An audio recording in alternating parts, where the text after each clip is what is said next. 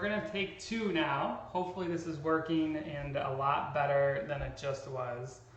I want to show you guys some run form, and this is going to be the time that I'm not going to do as well as the first time because I really feel like I nailed it on the first one.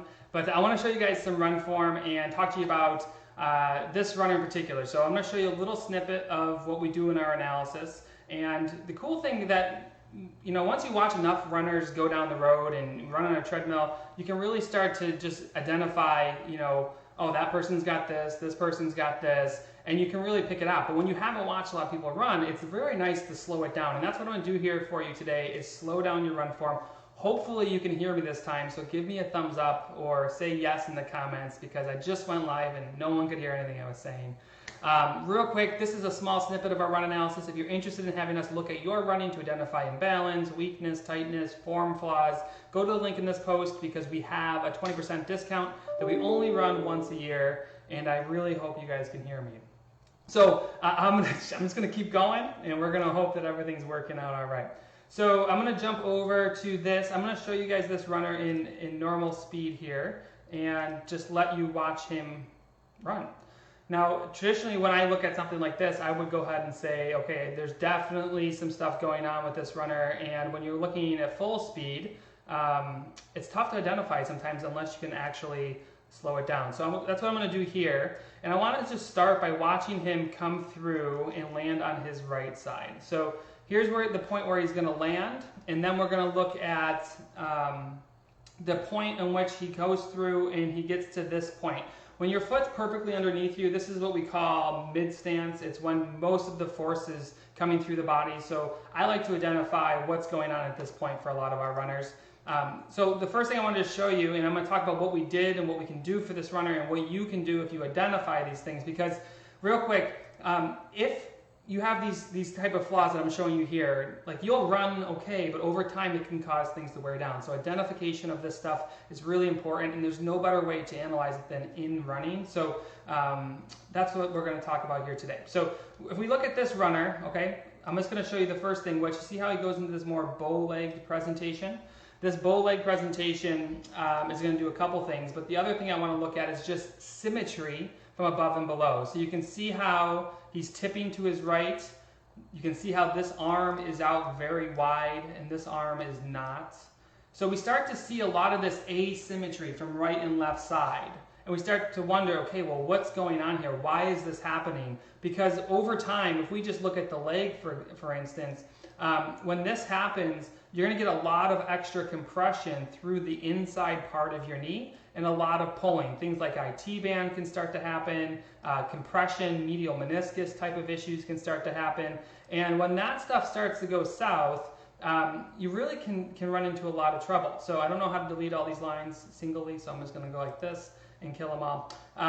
What we want to look at now is, okay, well, so we can clearly see that this runner is very shifted when he runs. Now, when most people think about their run form, they're thinking about, what's my foot strike like? What's my arm position like?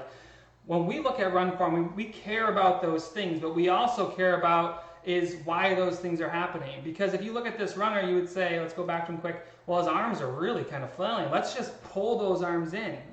But if you look deeper than that, and trust me, you know, we've been doing this for 12 years and we started to realize these things, but it took us some time, is those arms can't just be pulled in. Those arms are responding to what the body's doing while running. So if we look at this entire system, the first thing we would identify in this runner is ankle flexibility. Can you see how he's toeing out here, right? So I'm going to go ahead and delete that. His toe is pointing out and his knee goes into that bow leg presentation.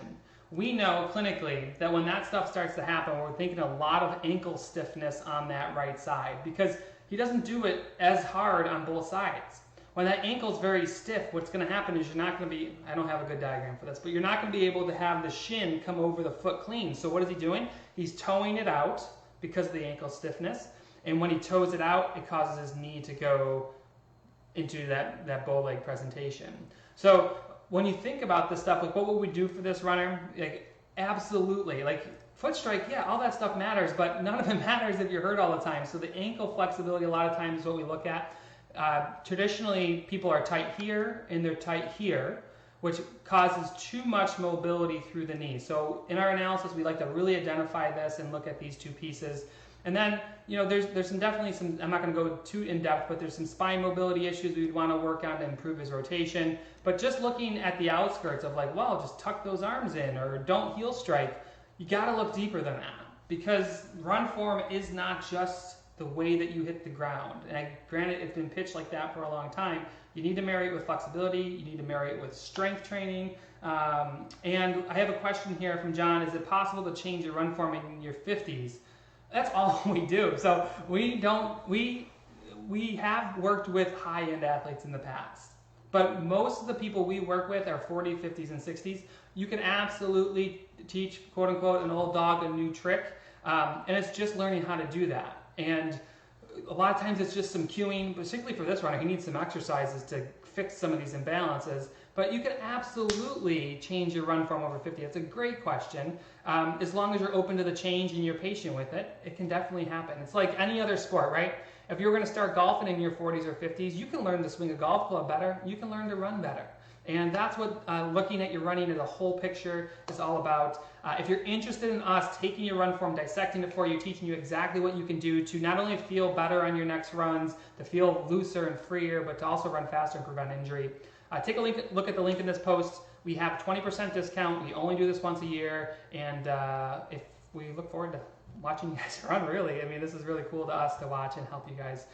So let me know if you have any questions, and I will talk to you guys soon. Have a great day. Bye.